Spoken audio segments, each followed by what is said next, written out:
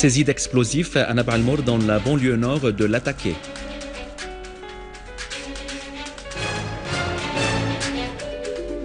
Pour le 6e jour consécutif, les forces de l'occupant israélien continuent leur agression contre la Cisjordanie.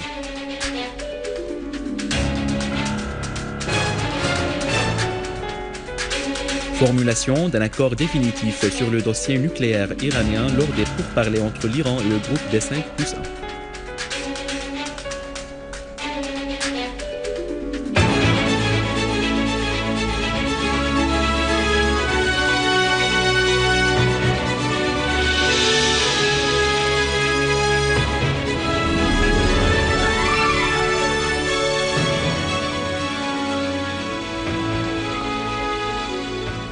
Mesdames et messieurs, bon après-midi et bienvenue à notre journal.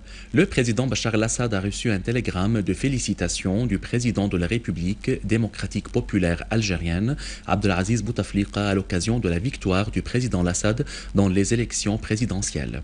Le président algérien a souhaité au président al-Assad davantage de progression et de la prospérité au peuple syrien.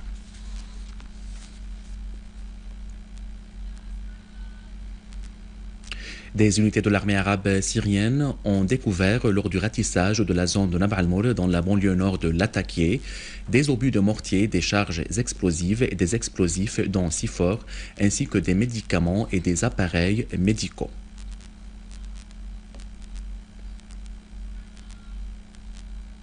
À Alep, des unités de l'armée arabe syrienne ont abattu de nombreux terroristes et blessé d'autres dans les quartiers de Hanano, Ma'arat Artiq, Bani Zaid, Bustan al-Qasr et Kallasa.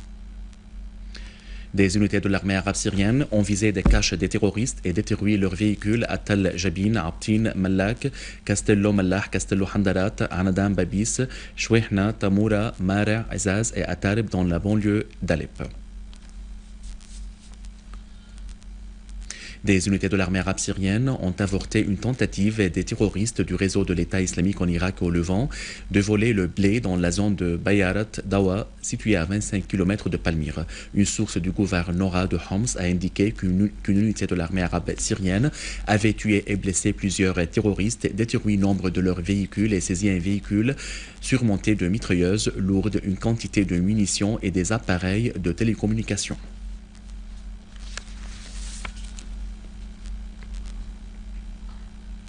Environ 150 Australiens ont adhéré au groupe terroriste extrémistes en Syrie et en Irak, selon la ministre australienne des Affaires étrangères Julie Bishop. Bishop s'est dit inquiète du retour de ces terroristes en Australie pour y commettre des actes terroristes. À noter que les craintes s'accroissent sur le retour des terroristes aux pays occidentaux qui les financent, arment et entraînent pour y mener des actes terroristes.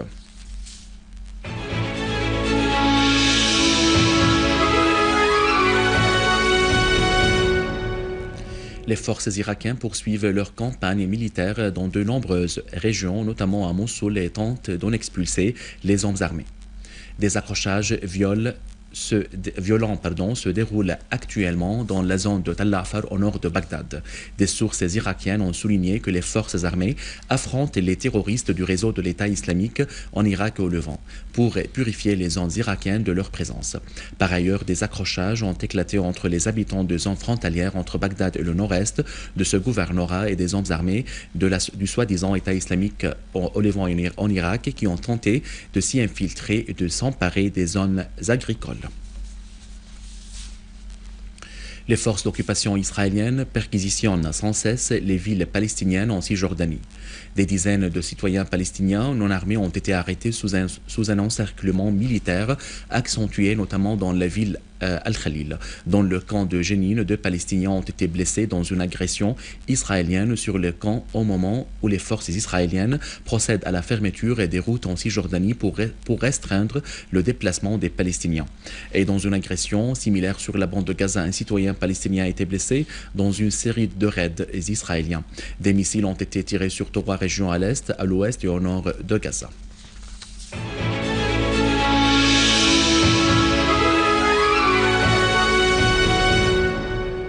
Le ministère de la Culture et l'Université de Damas ont signé en commun un mémorandum d'entente pour la création d'un master de formation et de spécialisation en l'éducation musicale. Ce mémorandum intervient en continuité du plan du ministère de la Culture et d'établir des partenariats avec les universités syriennes en vue de former des cadres spécialisés dans différents domaines. Il s'agit d'apporter tout le soutien nécessaire à la création d'un master de pédagogie musicale. Tous les cadres humains, tous les moyens techniques et hautement musicaux vont être mis au service de ce master dans la perspective de développer une culture musicale chez les enfants et chez les adultes syriens.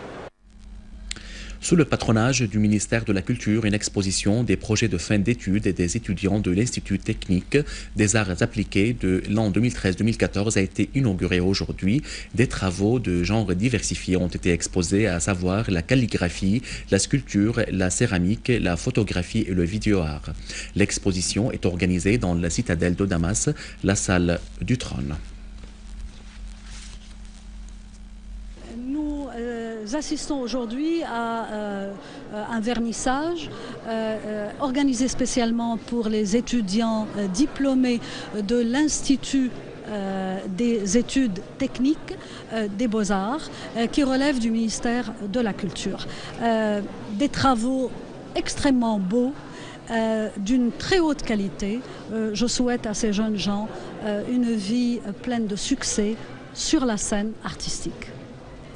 À la fin de ce journal, je vous rappelle les principaux titres. Découverte d'explosifs à Nab al-Mour dans la banlieue nord de Latakia.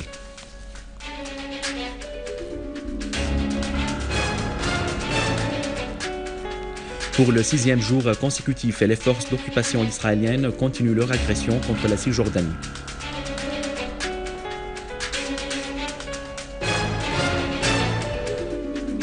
Formulation d'un accord définitif sur le dossier nucléaire iranien lors des pourparlers entre l'Iran et le groupe des 5 puissants. Mesdames et messieurs, c'était notre journal d'aujourd'hui. Merci de l'avoir suivi. Au revoir.